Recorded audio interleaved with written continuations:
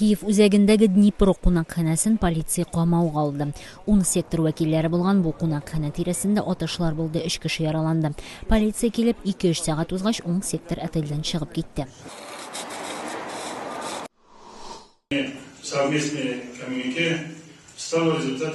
Тажикстанның Хужан шәһәрендә Шанхай хезмәттәшлек оешмасы илләре саклану министрлары җыелды. Оешма 2001 елда төзелгән, аңа Русия, Кытай, Казакстан, Кыргызстан, Таҗикстан һәм Үзбәкстан керә. Министрлар быел Кытайда террорга каршы уртак күнегүләр уздырырга килеште.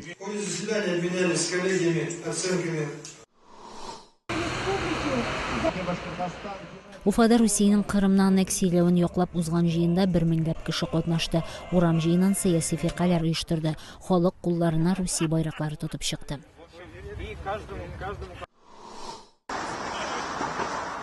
Босниядә хезмәт хакларын алмаган хәрби завод эшчеләре узган төндә Витес шәһәреннән Сараевога 80 чакрымны җәяү килде. Эш хакларын таләп итү чарасын алар хөкүмәт бинасы каршында дәвам итте һәм акча булмыйча торып кире кайтып китмәячәкләрен белдерде.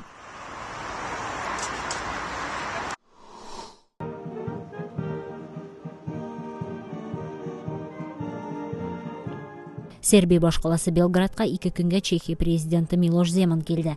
Аны Сербия президенты Томислав Николич каршы алды. Земан бизнес форумда катнаша. Сербия белән Чехия арасында икътисади хезмәттәшлек турында килешүгә кул куелачак.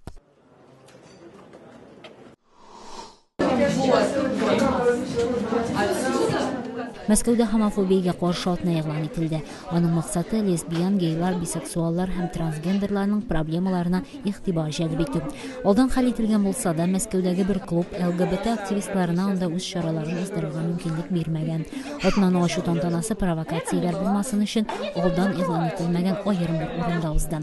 Бу атна Мәскәү һәм тагын берничә шәһәрдә төрле чаралар үтәчәк.